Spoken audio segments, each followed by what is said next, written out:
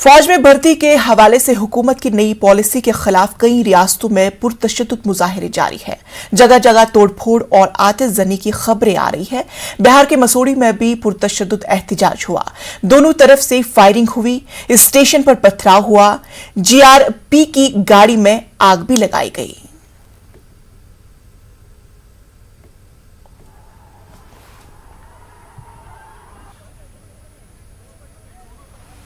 अलवर के बहरोड में नौजवानों ने अग्निपथ स्कीम के खिलाफ जमकर हंगामा किया। एहतजाज के दौरान शरपसंद नौजवानों ने तोड़फोड़ की और आगजनी की। नौजवानों ने दिल्ली जयपुर हाईवे को जाम कर दिया, जिससे शहरा पर कई किलोमीटर तक लंबा जाम लग गया। पुलिस ने शरपसंदों को हटाने के लिए लाठीचार्ज का इस्तेमाल किया।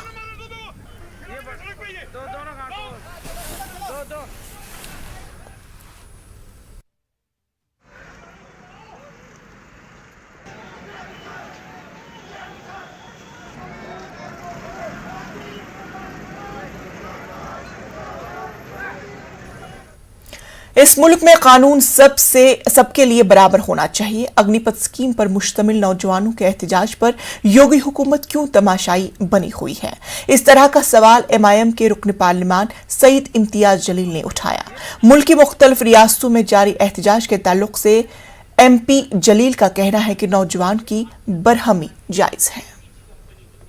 बारिश हो रही थी और उपद्रवी मोदी साहब जब सरकार में आए थे तो उन्होंने बहुत बड़े बड़े वादे किए थे कि हम इतने करोड़ नौकरियां देंगे करके, लेकिन हकीकत के अंदर नौजवानों को ये समझ में आया कि हमें तो कोई नौकरियां नहीं मिल रही, हम पढ़ लिख कर भी आज इतने बेरोजगारी की ज़िंदगी गुजार रहे हैं। तो उनका गुस्सा स्वाभाविक है, लेकिन अब हमको ये देखना है कि अगर इनकी जगह के ऊपर ये जो नौजवान लड़के रास्ते के ऊपर आए हैं, अगर कोई मुसलमान होता तो फ़ौरन भारतीय जनता पार्टी की सरकारें बुलडोज़र लेकर निकल जाती। अब ये देखना ये है कि ये आंदोलन किस तरह से है। जो उत्तर प्रदेश के अंदर अपने हक के लिए आंदोलन कर रहे थे, किसी एक मुद्दे के ऊपर वो आंदोलन कर रहे थे, तो उनका भी गुस्सा जायज़ था। लेकिन वहाँ पर आप बुलडोज़र चला देते हैं और यहाँ पर है तो आप सिर्फ तमाशाई बनकर देखते रहते हैं। तो हमारी बात सरकार से यही है, इस मुल्क के अंदर दो तरह के कानून नहीं हो सकते, कानून सबके लिए बराबर। अग्निपथ स्कीम को लेकर सुप्रीम कोर्ट में अर्जी दाखिल की गई है। ये अर्जी दिल्ली के वकील विशाल तिवारी ने दाखिल की है। अर्जी में तशद्दुद के तहकीकात के लिए एसआईटी तश्कील देने की अपील की गई है। सुप्रीम कोर्ट के साबिक जज की निगरानी में अग्निपथ स्कीम की जांच की दरख्वास्त की गई है। वहीं एक टीम बनाकर अग्निपथ स्कीम की जांच कराने की भी अपील की गई है।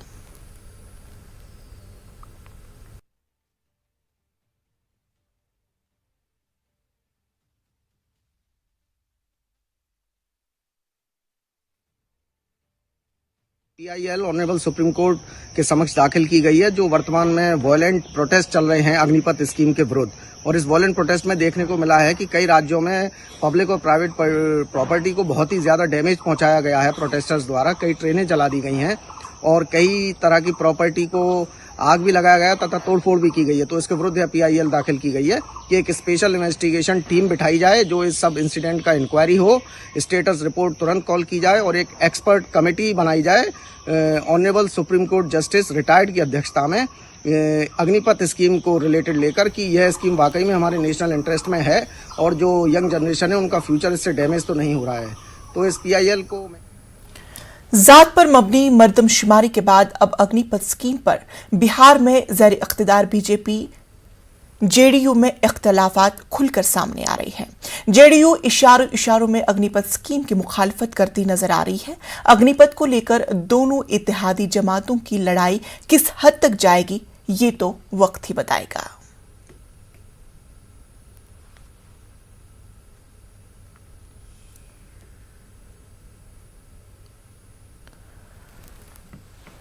इस पूरे मामले पर हमारे साथ बात करने के लिए जेडीयू के सीनियर लीडर मोहम्मद नेमतुल्लाह हमारे साथ जुड़ चुके हैं। इस्तकबाल करते हैं आपका न्यूज़ 18 उर्दू में। सर, आपसे जानना चाहेंगे कि अग्निपथ स्कीम के मुतालिक जेडीयू आखिर क्या सोचता है? इसमें कोई बात नहीं है। कोई भी मसला वो समझौते से हो सकता है, बात करने से हो सकता है। हिंसा का कोई रास्ता जो लोग अपना रहे हैं वो नहीं होना चाहिए। सरकारी प्रॉपर्टी को नुकसान करना नहीं चाहिए। हमारे आंदोलन करने का उनका हक है, अधिकार है।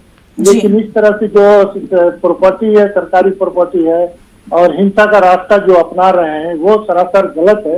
इसको सरकार किसी तरह से बर्दाश्त नहीं करी, इसलिए सख्त निर्देश दिया गया है कि ऐसे लोगों से सख्ती से निपटे और आज जो बिहार बंद है उसको शांतिपूर्ण ढंग से निपटाए।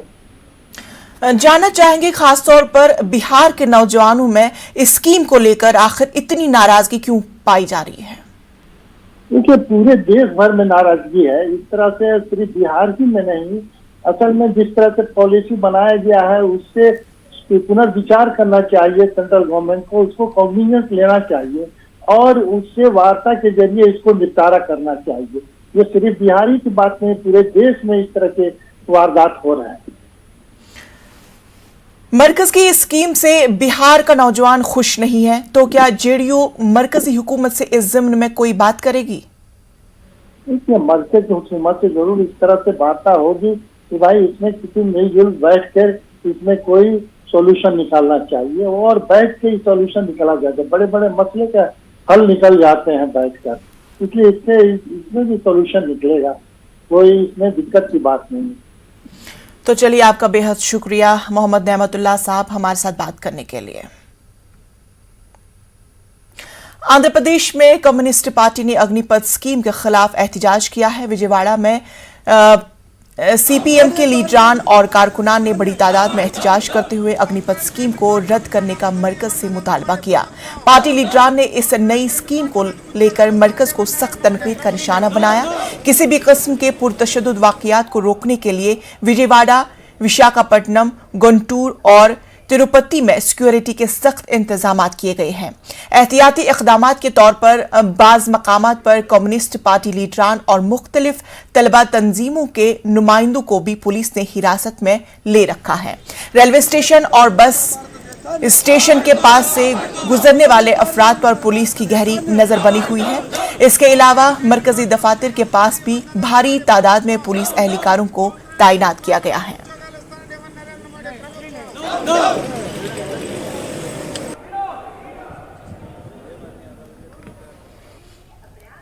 इस वक्त पीएम नरेंद्र मोदी गुजरात के दौरे पर है और आवाम से खिताब कर रहे हैं। बड़ी याद करे साथियों, 2014 में भी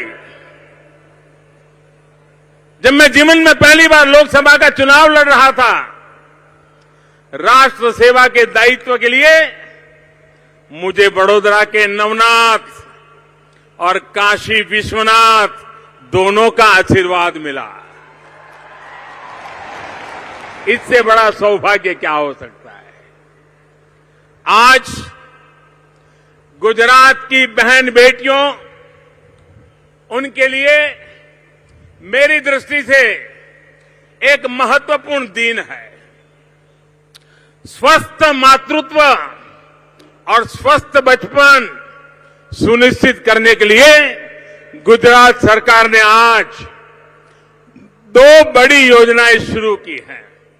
मैं भूपेंद्र भाई को बधाई देता हूं इस योजना के लिए।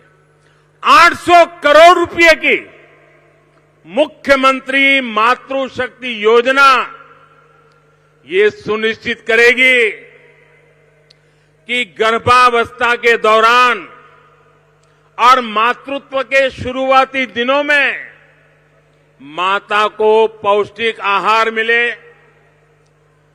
वहीं पोषण सुधा योजना का विस्तार भी अब गुजरात के सभी आदिवासी बाहुल्य क्षेत्रों में किया गया है।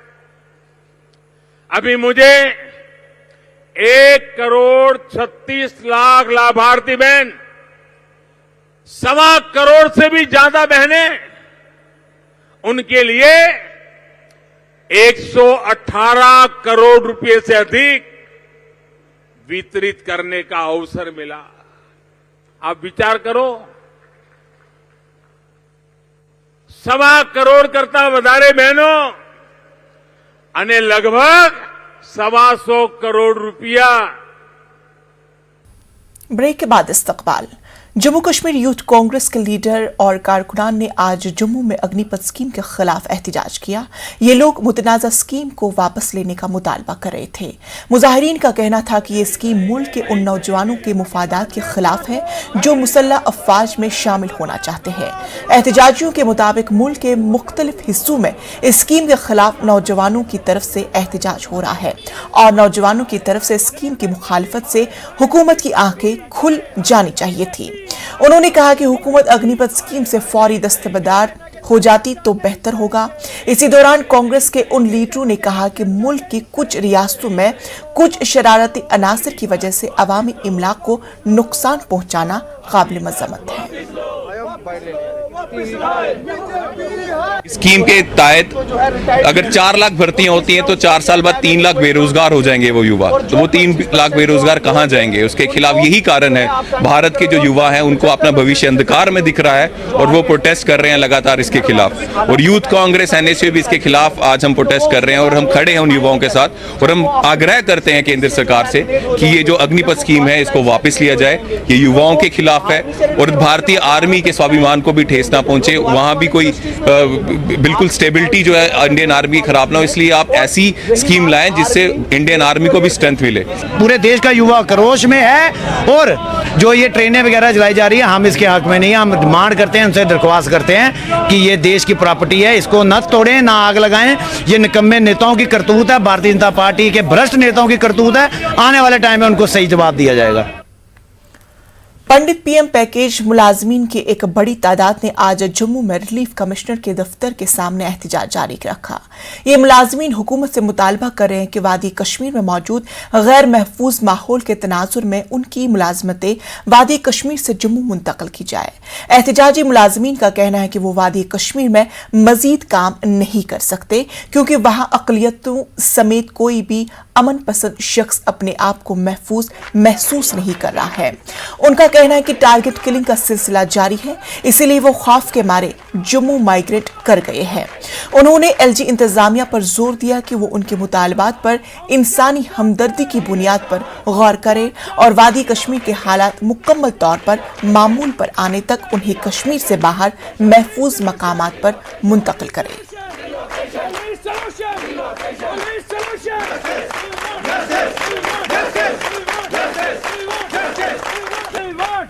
हमारे जो एम्प्लॉइज एजिटेट कर रहे हैं आफ्टर जो टारगेटेड किलिंग शुरू हुई उसके बाद हमारी सिर्फ एक डिमांड है, रिलोकेशन। हमने कभी भी एडमिनिस्ट्रेशन को ये नहीं कहा कि हमारी ट्रांसफ़र कीजिए, हमारी पोस्टों को आप डिस्ट्रिक्ट टू डिविजनल कार्डर बनाइए या हमारी प्रमोशनें कीजिए या हमारी सीनियरिटी फिक्स कीजिए। हमने पहले भी कहा ये जलावा है। हमारी डिमांड सिंगल पॉइंट डिमांड है रिलोकेशन टू जम्मू। ये रूटीन मैटर्स है, सीनियरिटी प्रमोशन वो करते रहे। वो 12 साल से कहाँ थे? 12 साल से सीनियरिटी क्यों नहीं फिक्स हुई? पहले इस पर एक इंक्वायरी कीजिए। और बाकी जो हमारी डिमांड है, हमने एडमिनिस्ट्रेशन से कभी नहीं कहा आप हमारी सीनियरिटी फिक्स कीजिए, आप हमारी प्रमोशन कीजिए, डिस्ट्रिक्ट से डिविजनल कार्डर बनाइए। ये आई वॉश जो है आप मत कीजिए। जो एम्प्लॉइज है they have seen through you. Administration को पता है। हमारी डेलीगेशन गवर्नर साहब से मिली, आदरणीय गवर्नर साहब से हमने यही कहा सर जब तक नहीं हालात ठीक हो, आप खुद कहते हैं कि कश्मीर के अंदर परछाई से भी डर लगता है। IGP साहब खुद कहते हैं अभी सालों लग जाएंगे वाइप आउट टेररिज्म। तो हमारी डिमांड क्या है? हमारी डिमांड यही एक है कि हमारी जानें सुनिश्चित कीजिए। वो जानें सुनिश्चित कश्मीर में नहीं होगी, वो आउटसाइड कश्मीर होगी। सर एडमिनिस्ट्रेशन नहीं मान रहे हैं, लेकिन हम अपनी बात है उन तक पहुंचाना चाहते हैं और हमें होप है कि वो कभी ना कभी हम अपना प्रोटेस्ट जब तक कंटिन्यू रहेंगे वो तब तक तो कभी ना कभी हमारी जो प्रॉब्लम्स है वो समझेंगे।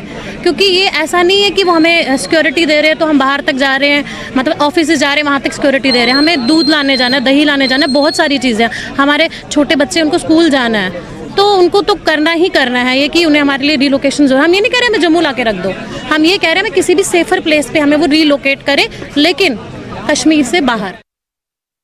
मनी लॉन्ड्रिंग केस में गिरफ्तार दिल्ली के वजीर सत्येंद्र जैन को बड़ा झटका लगा है। राउज एवेन्यू कोर्ट ने सत्येंद्र जैन की जमानत की अर्जी को खारिज कर दिया है। अदालत ने कहा है कि जैन को अभी जमानत देने की कोई बुनियाद नहीं। सत्येंद्र जैन को 23 मई को गिरफ्तार किया गया था। आम आदमी पार्टी सत्येंद्र जैन पर लगाए गए इल्जामात को बेबुनियाद करार दे रही है। मनी लॉन्ड्रिंग के मामले में दिल्ली के स्वास्थ्य मंत्री सत्येंद्र जैन को दिल्ली की राउज एवेन्यू कोर्ट से कोई राहत नहीं मिली। दिल्ली की राउज एवेन्यू कोर्ट ने स्वास्थ्य मंत्री सत्येंद्र जैन की जमानत अर्जी को खारिज किया। कोर्ट ने अपनी जमानत अर्जी खारिज करने में ये कहा कि अभी फिलहाल इस पूरे मामले में ईडी अपनी जांच कर रही है, लिहाजा इस पूरे मामले में जमानत का कोई आधार नहीं बनता है।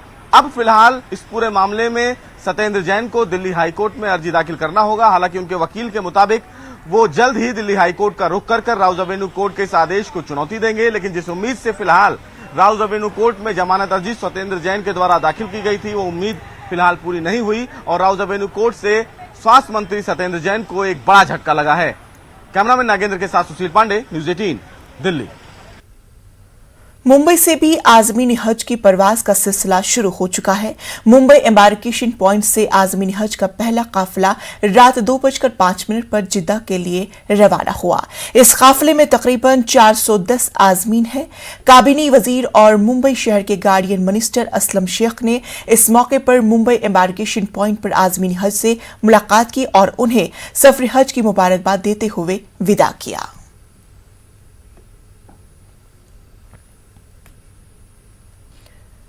कर्नाटक में पीयूसी साल दोम के नताइज का ऐलान किया गया है। रियासती वजीर तालीम ने नताइज का ऐलान किया। इस साल तलबा की कामयाबी का मजमुआ फीसद 61.88 रहा। जुनूबी जिला को 28.02% के साथ पहला मकाम हासिल हुआ है, जबकि चित्रदुर्ग को 49.31% के साथ आखिरी पोजीशन हासिल हुई।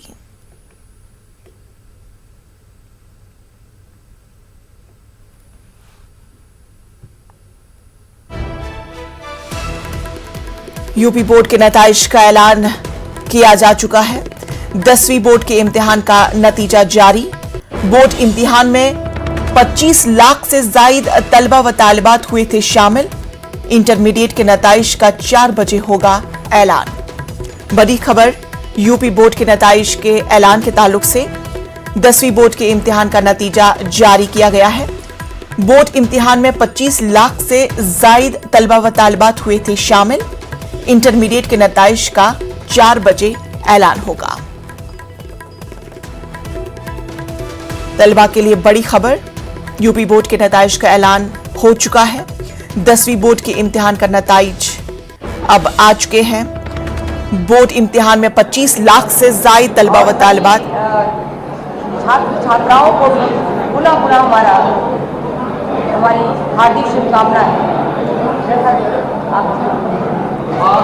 पहली बार व्यवस्था की गई है बोर्ड परीक्षा में आप सभी लोगों को पहले कॉल कर लेते आप लोगों को जानकारी होगी। मैं आपको पढ़ दे रहा हूँ। हमारी व्यवस्था की पहली बार बोर्ड में किया गया 2022 में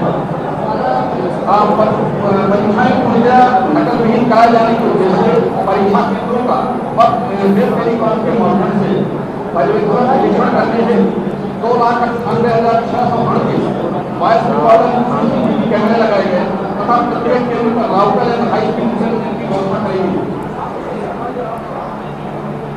परीक्षा केंद्रों की लाइव मॉनिटरिंग है। सिविल कार्यालय लखनऊ में समस्त तकनीकी आवश्यक सुविधाओं से राज्य स्तरीय कंट्रोल रूम स्थापित किया गया, जिसे जनपद स्तरीय कंट्रोल रूम में परीक्षा केंद्रों से जोड़ा गया, जिससे प्रत्येक परीक्षा केंद्रों के परीक्षा कक्षों को सीधे देखा जा सकता था। इस प्रकार परीक्षा केंद्रों के सतत और प्रभावी पर्यवेक्षण से नकल पर प्रभावी असर लगा। इसके अतिरिक्त पहली बार परीक्षा केंद्रों की हमारे जो चलते थे, हमारे कैंडिडेट मिलते थे, ऑनलाइन रैंडम आधार पर ड्यूटी लगाई गई ताकि कभी कोई दिक्कत न हो और कभी कोई परेशानी न हो। और रैंडम आधार को लगाने का मूल उद्देश्य था कि कहीं कोई पारदर्शिता में हमारी कमी न आए। प्रश्न पत्रों को पहली बार पुलिस की व्यवस्था में भेजने की व्यवस्था की गई और 24 घंटे परीक्षा वहाँ पे पुलिस की तैनाती की गई। स्तरीय व्यवस्था की गई। डबल लाख के पेपर रखने की पहली बार व्यवस्था की गई और केंद्र व्यवस्था पर केंद्र व्यवस्था पर और इससे उपस्थित में पेपर खोलने की व्यवस्था की गई। इसी प्रकार साथियों को पहली बार वहां से संक्रमण केंद्र ले आने के लिए पुलिस की व्यवस्था की गई और पूरी व्यवस्था को सतत मॉनिटरिंग की जाती रही।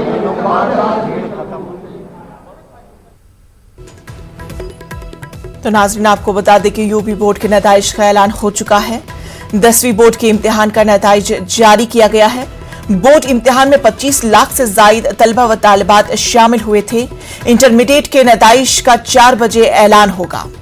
88.18% बच्चे हाई स्कूल में पास हुए। कानपुर नगर के प्रिंस पटेल हाई स्कूल के इम्तिहान में टॉपर। तो पूरे मामले पर हमारे साथ बात करने के लिए तारिक कमर हमारे साथ जुड़ चुके हैं। तारिक कमर, बेहद अच्छी खबर, यूपी बोर्ड के नताइज का ऐलान हो चुका है, आपके तरफ से क्या कुछ तफसीलात? हाँ देखिए, बहुत जाहिर है कि पूरी रियासत की निगाहें लगी हुई थी और बिलखुसूस जो नौजवान तबका है और खास तौर से वो लोग जो हाई स्कूल के और इंटरमीडिएट के एग्जाम में अपेयर हुए थे, तो ये अभी हाई स्कूल का नतीजा हमारे सामने है और बहुत खुशगवार रिजल्ट आया है। लोगों में जोश व खरोश है, खुशी है। जाहिर है कि 25,20,634 तलबा तालिबात ने शिरकत की थी, जिसमें 22,22,745 तलबा तालिबात को कामयाबी मिली है। 88.18% रिजल्ट रहा है, जो अपने आप में बहुत अच्छा रिजल्ट माना जा रहा है और लोग मुबारकबाद भी पेश कर रहे हैं। और देखिए, जैसा कि देखते हैं माजी में भी रहा है कि इस मरतबा कानपुर ने एक बार फिर बाजी मार ली है। कानपुर के जो पटेल हाई स्कूल है उसके अनुभव ने जाहिर है कि टॉप किया है। मुरादाबाद की संस्कृति जो है उन्होंने दूसरा नंबर हासिल किया है और कानपुर ही की किरण कुशवाहा ने तीसरा नंबर हासिल किया है। तो उत्तर प्रदेश में एक माहौल है हाई स्कूल के तलबा तालिबात को लेकर, जोश व खरोश है, बहुत अच्छा रिजल्ट माना जा रहा है। और अब देखते हैं कि 4 बजे इम्कानात है इंटरमीडिएट के रिजल्ट आने के, तो 4 बजे जो कुछ भी नतीजे आएंगे हम अपने नाज़रीन तक जरूर पहुंचाएंगे इंशाअल्लाह। तो चलिए, तफसीलात के लिए आपका बेहद शुक्रिया। ईरान के आला मजहबी रहनुमा इस्लामी इनकलाब ईरान के बानी इमाम खमेनी की याद में बंगलुरु की मस्जिद अस्करी में मजलिस मुनाकिद हुई। अंजुमन इमामिया के तहत मुनाकिद इस मजलिस में मारूफ आलिम-ए-दीन मौलाना सईद मुराद रजा रिजवी ने कलीदी खुतबा पेश किया। उलमाए दीन ने कहा कि इमाम सईद रूहुल्लाह मौसवी ने जुल्म बर्बरियत के खिलाफ अपनी आवाज बुलंद की, इल्म-ए-दीन के हकीकी माने पेश किए। अंजुमन इमामिया के सदर सईद जामिन रजा ने कहा कि इमाम खमेनी ने लोगों के दिलों पर हुकूमत की। न सिर्फ ईरान बल्कि पूरी दुनिया आपके किरदार और अवसाफ से फायदा उठाती हुई आ रही है। जुल्म नहीं करेंगे, साथ में जालिम को बर्दाश्त नहीं करेंगे। कहीं पर भी जुल्म होगा चुपके नहीं बैठे रहेंगे। इमाम खमेनी का करिश्मा ये है कि ये जो अलग अलग चीजें थी, जुल्म और इंजलाम, कुछ लोग जुल्म तो नहीं करते हैं लेकिन इंजलाम को कबूल कर लेते हैं, यानी जुल्म के खिलाफ नहीं होते हैं। इमाम खमेनी का करिश्मा ये था कि जैसे जुल्म नहीं करते थे वैसे ही जुल्म को बर्दाश्त नहीं करते थे। आपने बताया कि सिर्फ इल्म जो है फायदामंद नहीं है, बल्कि इल्म जहन्नम के दरवाजे तक पहुंचाता है। ना सिर्फ आम इल्म तौहीद भी जहन्नम तक पहुंचाता है। ये बस उनकी जुर्रत थी जो इतने बड़े अल्फाज जो है वो इस्तेमाल कर सकता है। कोई भी इल्म इरफान हो, इल्म तौहीद हो, इल्म फिक्र भी आपको जहन्नम तक पहुंचाएगा दरवाजे तक, अगर उसमें तज़किया ना हो। शायर ने क्या वो कहा इमाम खमेनी के मुताल्लिक़ कि तेरा हर एक नक्श हमें याद रहेगा, जो आज सेमिनार हम मना रहे हैं इसी वजह से कि तेरा हर एक नक्श हमें याद रहेगा, ताज़ीज़ यूं ही दिल में तू आबाद रहेगा। तूने वफा की ऐसी वफा शर्मसार है, तूने वफा की ऐसे के वफा शर्मसार है, अब्बास के दया का तू वास्तार है। 30 सेकंड के बाद उन्होंने बोला कि इमाम खमेनी साहब जो है वहाँ की आवाम। मध्य प्रदेश में जारी बल्दियाती इंतखाबात को लेकर पार्टियों के बीच सियासी घमासान अरूज पर है। बल्दियाती इंतखाबात के लिए पर्चा नामजदगी दाखिल करने का आज आखिरी दिन है। कांग्रेस और बीजेपी के बीच पार्टी उम्मीदवारों को लेकर एक दूसरे पर तंज भी जारी है। वजीर आला शिवराज सिंह ने कांग्रेस पर तंज करते हुए कहा कि कांग्रेस के पास तो कारकुन ही नहीं, अगर कारकुन हैं भी तो उनकी इज्जत नहीं है। वहीं कांग्रेस ने शिवराज सिंह पर जवाबी हमला करते हुए कहा कि कांग्रेस में खरीदो फरोख्त करके सरकार बनाने की रिवायत नहीं।